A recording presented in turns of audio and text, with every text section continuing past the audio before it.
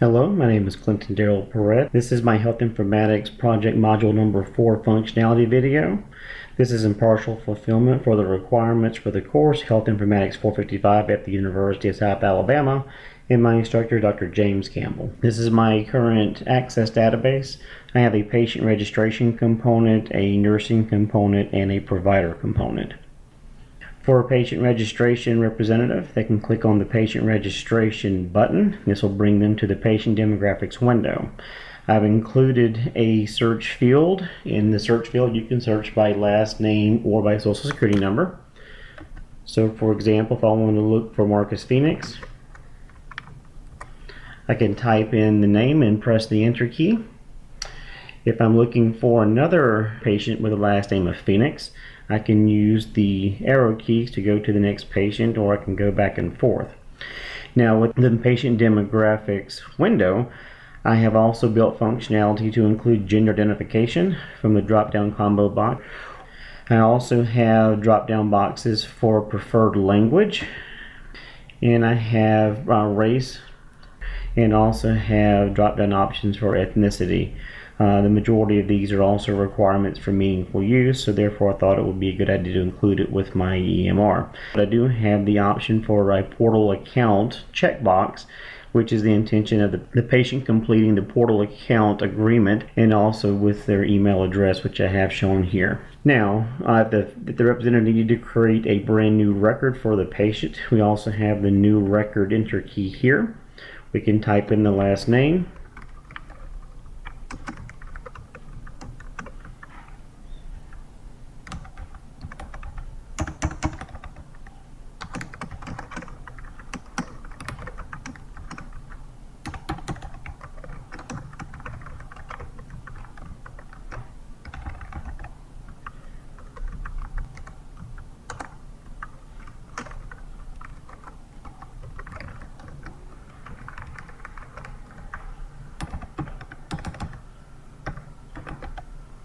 and pressing the enter key will then bring me back to here. Now if I want to look for that patient to make a change, type in the last name Smith.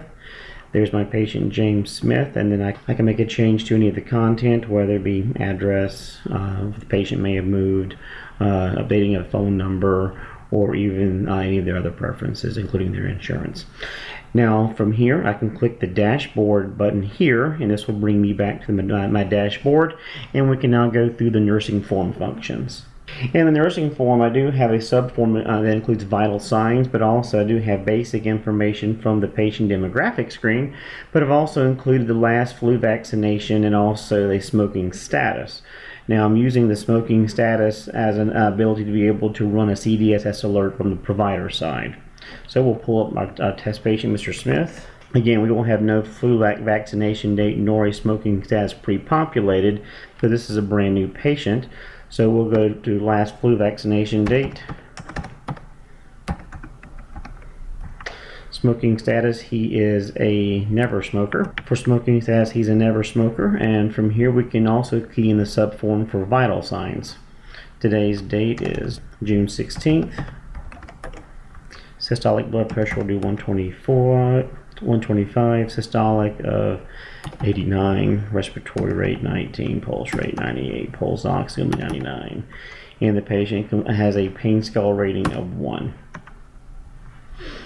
Alright, once I've keyed in the information from here, then the patient is basically roomed and ready for the provider to be able to see the patient.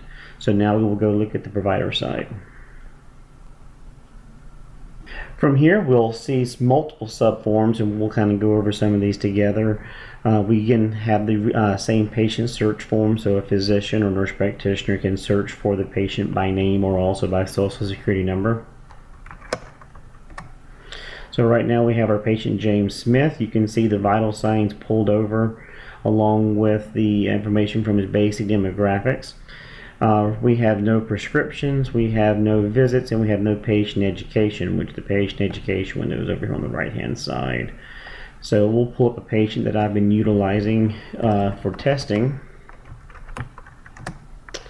We have Damon Baird, and as you can see he does have a current smoker listing for his smoking status He does have vital signs documented on 5/25, but if I scroll down, you'll see he also has vital signs on June the 1st.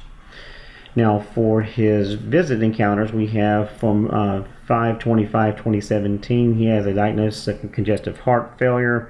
And for the patient provider notes, we have a basic review of systems and also a physical exam documented here. This is a template that I found on the internet and just put in some basic information to where it looks pretty realistic. Underneath our visit information, we also have the ability to toggle back and forth between prior encounters. So as you see, we have one for June the 1st, 2017, and we also have one on January the 1st, 2015. And the reason I chose that date is because I have a CDSS alert looking for hypertension, and I wanted to have at least 12 months in between that encounter and this current encounter. Under prescriptions, we also have the same toggle feature that we have on the others, be able to look at the prescriptions. Now, my drug database, I did go ahead and make one. I took the drug database that Dr. Campbell provided the class with, but I also added some other medications as well. I'd actually built my medication list before I got to that portion of our project, so I appended those medications along with the medications I was currently using during my testing initially.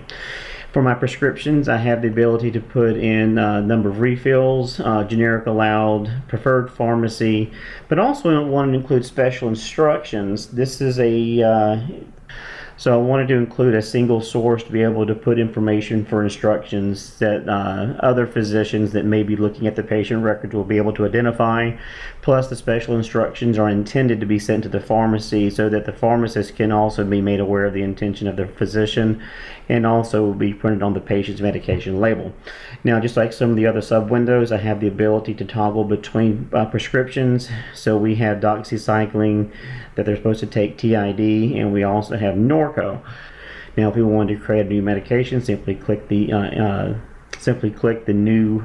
You'll again see the patient education on the right-hand side.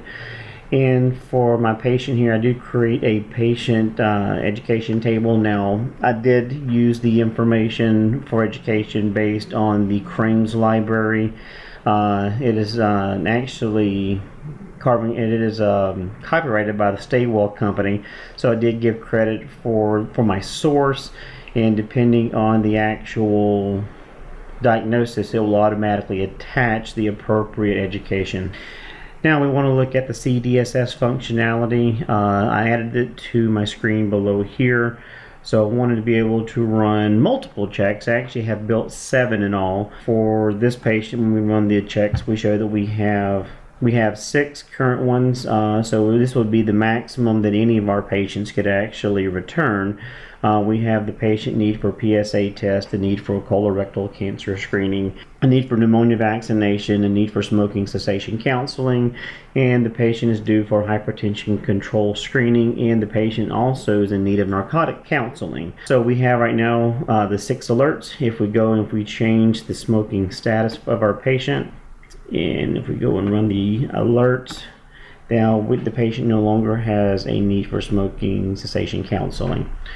The PSA alert is going to be age specific, so we'll change the date of birth to something more recent, and again we will rerun the check. Now the patient only has 2 alerts because the age no longer qualifies for the pneumonia vaccination, for the PSA, nor for the colorectal screening, but he does have a diagnosis of hypertension, so the hypertension control screening is still appropriate, and also for the patient need for narcotics counseling. Let's look at a female variant. So we'll go to Damon Baird's wife, Cassandra Baird. As we can see here, Cassandra is a female. She was born in 1990, so technically she should not have a need for mammogram. As I run the check, she does not. But if I go to change her date of birth, we'll make her date of birth 1940, and then rerun the check, we should receive a couple of alerts. And as we see, we have the mammogram screening. We do not have the PSA screening, but we also have the colorectal cancer, and we have the pneumonia vaccination screening. All right, that is my current status of my project for Health Informatics 455. Thank you very much for watching my video, and good luck with your projects as well.